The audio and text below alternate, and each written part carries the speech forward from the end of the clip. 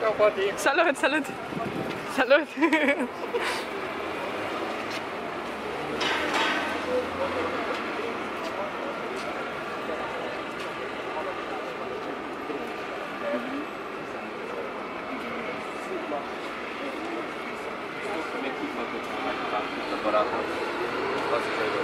Toby!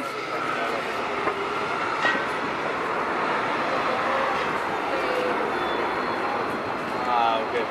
Was Ben from... Ja.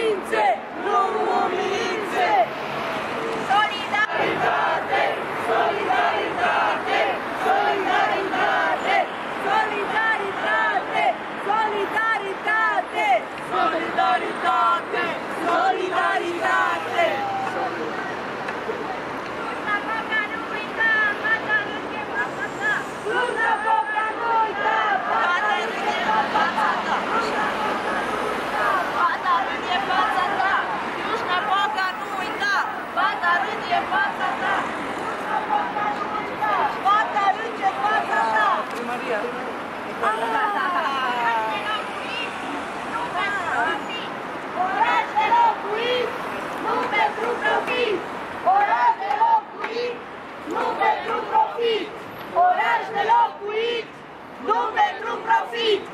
Oraș de locuit, nu pentru profit! Pac, pac, pac!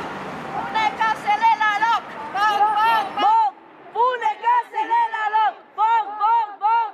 Pune casele la loc! Pac, pac, pac! Pune casele la loc! Pac, pac! Solidaritate!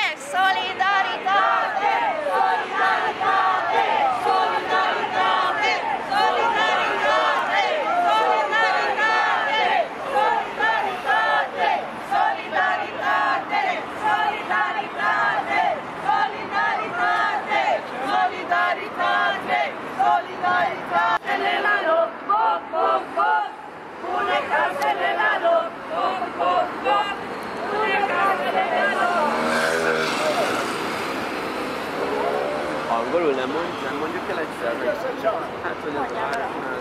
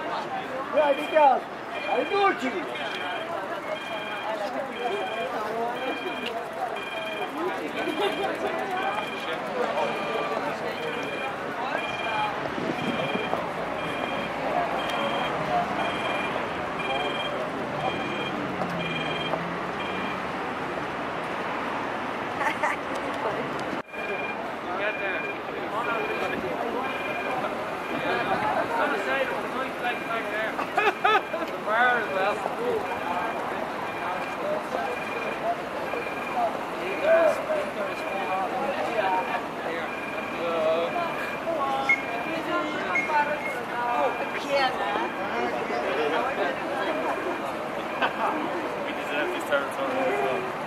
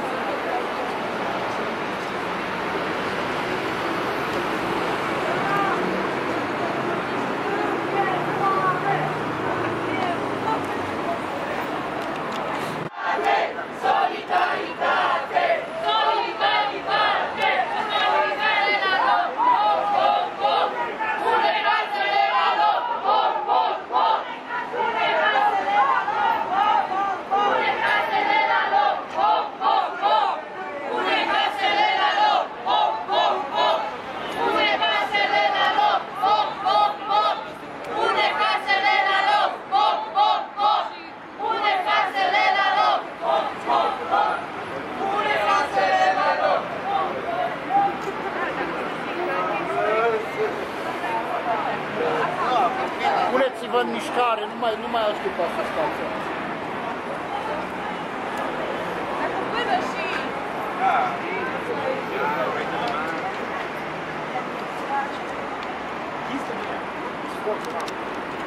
Dreptul la locuire și la oraș. Manifestul nostru se numește Bani publici pentru locuire publică din bani publici. Noi, membrii ai Coaliției Europene de Acțiune pentru Dreptul la Locuire și Dreptul la Oraș, care suntem Frontul Comun pentru Dreptul la Locuire, Roma Just, Stop Auctions from Athens, Habita Portugal, Dublin, Ireland, Dreptul la Oraș, Droit au logement et high-tech France, Paris.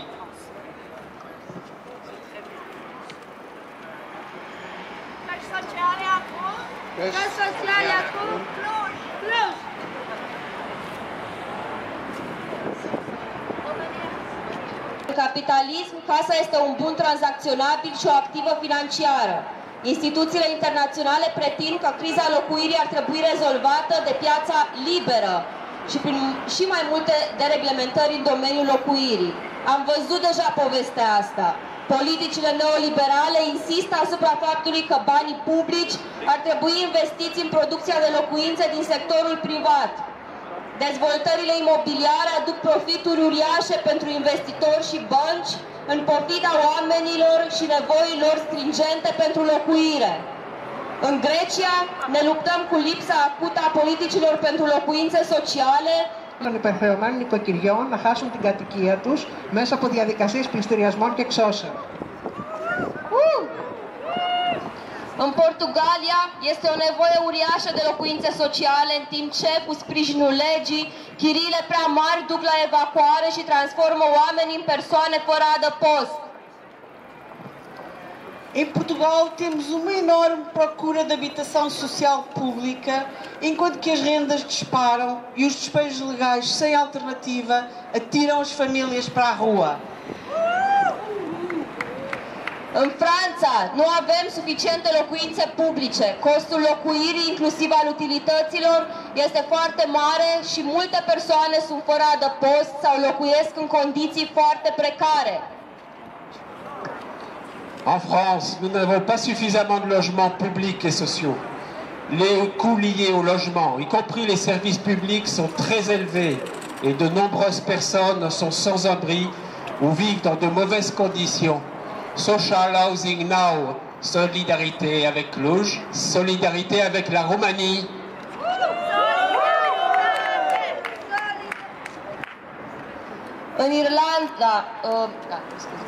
În Irlanda, din cauza politicilor de locuire neoliberale, ne luptăm cu lipsa programelor de construcție de locuințe publice, cu lipsa protecției chiriașilor și cu lipsa serviciilor pentru persoanele fără adăpost.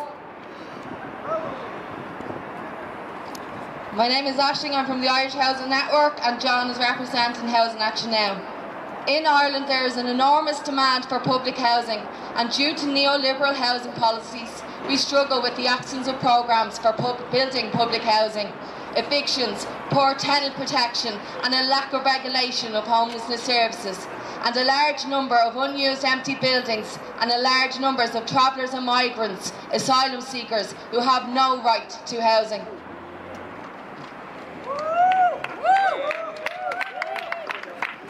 În România, locuința este considerată un merit, nu un drept, iar veniturile mici și prețurile ridicate ale locuirii deprivează oamenii de case adecvate, totul în timp ce dezvoltarea de locuințe este întreprinsă aproape în totalitate de către sectorul privat.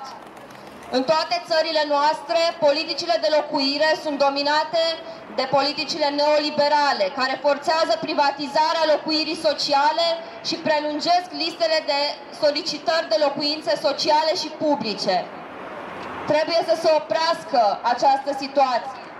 Revendicăm ca în legislația națională să fie aplicate principiile tratatelor internaționale privind dreptul la locuire și interzicerea evacuărilor forțate. Revendicăm ca guvernele să-și îndrepte responsabilitatea înspre dreptul la locuire pentru toți, pentru a rezolva problema la scară națională dar recunoscând în același timp inegalitățile teritoriale în ce privește furnizarea locuirii. Propunerile noastre includ următoarele: recuperarea locuințelor sociale privatizate din mâinile marilor proprietari și corporații și readucerea lor în proprietate publică, transformarea terenurilor, clădirilor și terenurilor goale pentru producția de locuințe publice, oprirea acumulării de locuințe de către fondurile de investiții și dezvoltatori imobiliari,